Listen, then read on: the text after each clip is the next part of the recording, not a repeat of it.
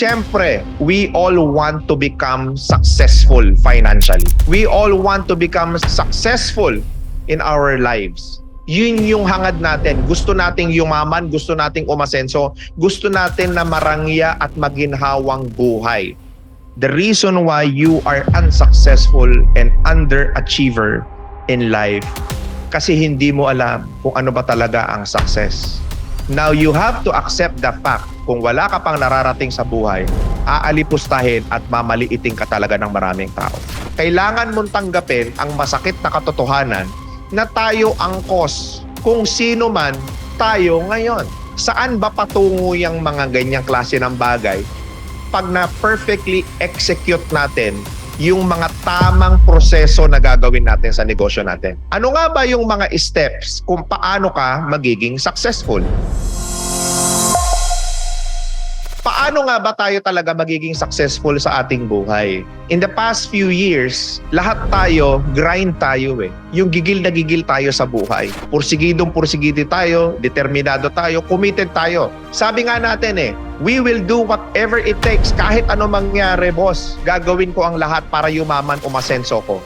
Para kahit papaano mabigyan ko ng mas magandang buhay ang pamilya ko. Para kahit papaano makauwi na ako sa Pilipinas at hindi na ako nagtatrabaho sa abroad. Para kahit papaano yung hirap ng buhay maputol na sa akin, hindi na tumawid doon sa mga anak ko. Kasi buong buhay na mga magulang ko at ng mga ninuno ko, lahat sila mahirap. Puputulin ko na yan, tinatawag nila na poverty line. Yan ang gusto kong mangyari sa buhay ko.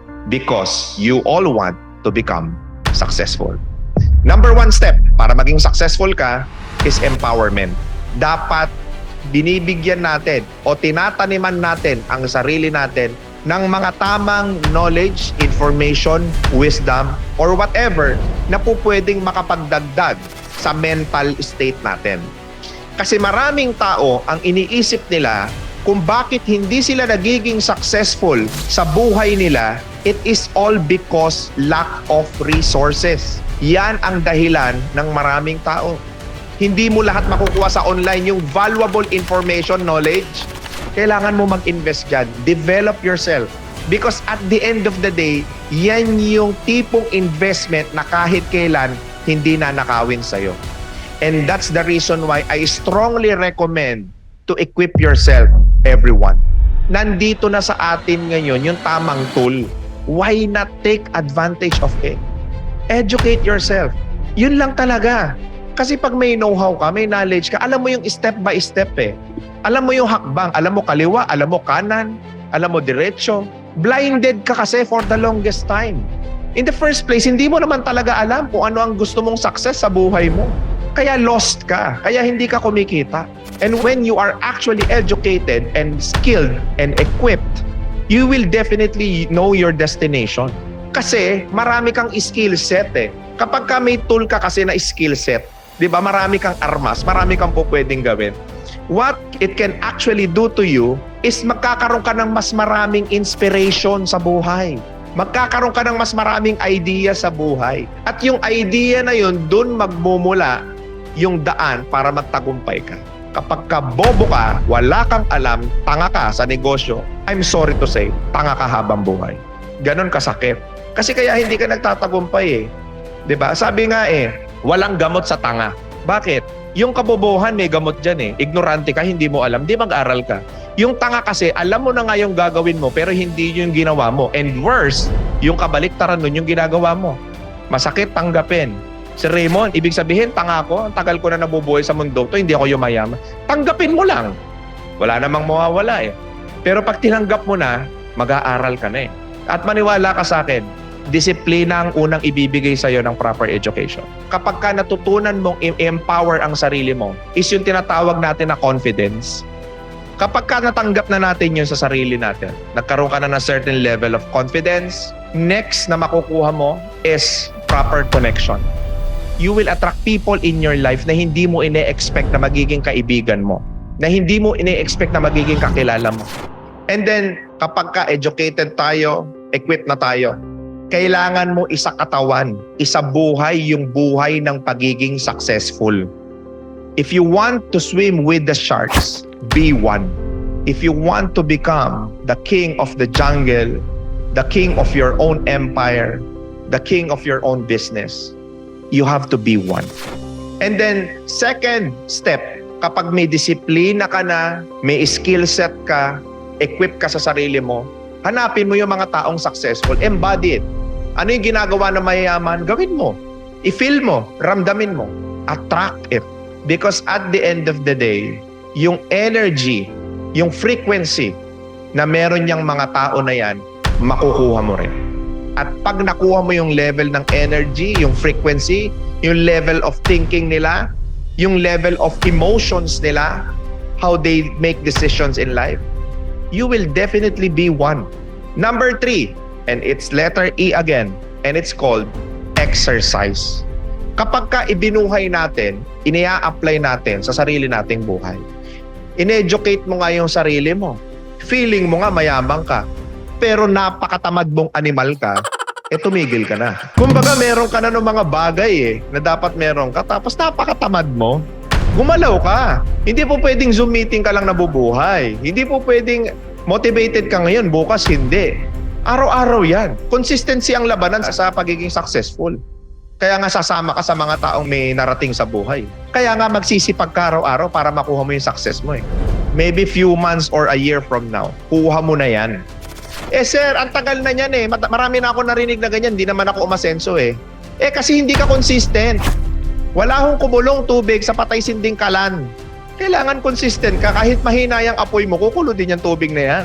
And then number 4, you have to embrace. Kailangan mong yakapin yung buhay ng successful.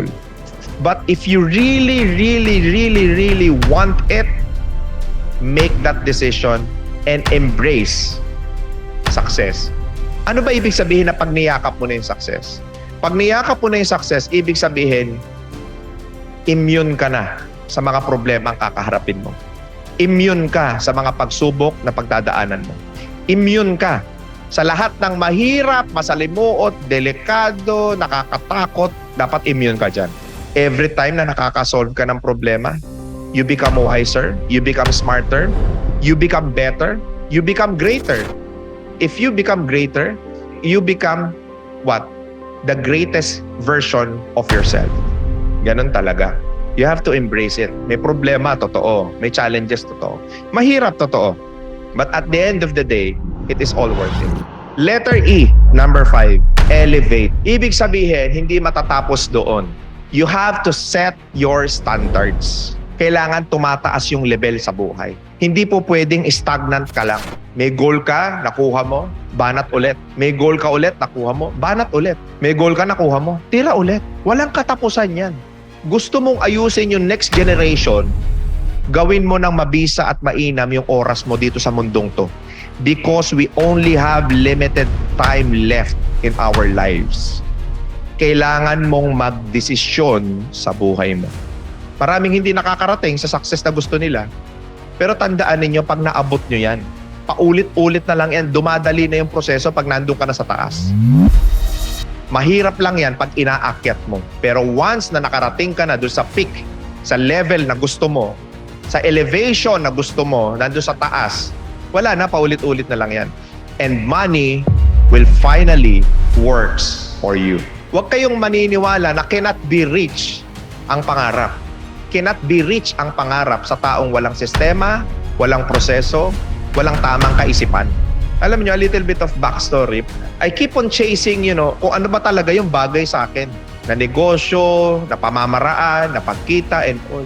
Hindi sino mag-aakala na magiging RDR ako ngayon. Pero alam mo, na-realize ko, marami palang tao na kagaya ko dati that we keep on chasing success, chasing our dreams, chasing that dream money, that dream destination. Now, when you finally there, sobrang dali na lang ng proseso ng buhay.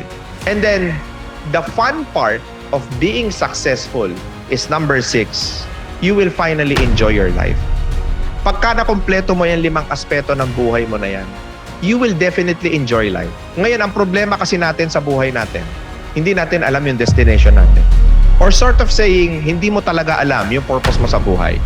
Kasi, kinain ka ng sistema ng problema ng buhay na naisip mo, imposible nang yumamang ka. Imposible nang maging successful ka. Imposible nang may makuha ka pat may marating ka sa buhay mo. There will come a time na mauubos din yan at mapapalitan yan ng mas malalaking problema. But your battle right now will definitely leave scars at mag-i-heal yan, yung scars na yan, at pwede mong maipakita sa maraming tao yan. Na the reason why you became successful, you become wealthy, you can actually show them. May sugat kasi ako naghilom. Ano ibig sabihin nun? It's just a representation na meron kang pinagdadaanan ngayon sa buhay mo na mabigat na nalalampasan, na mapagtatagumpayan. Maghihilom din yan. Magiging scar na lang yan. Maniwala ka. Makukuha mo rin yung mga pangarap mo sa buhay mo.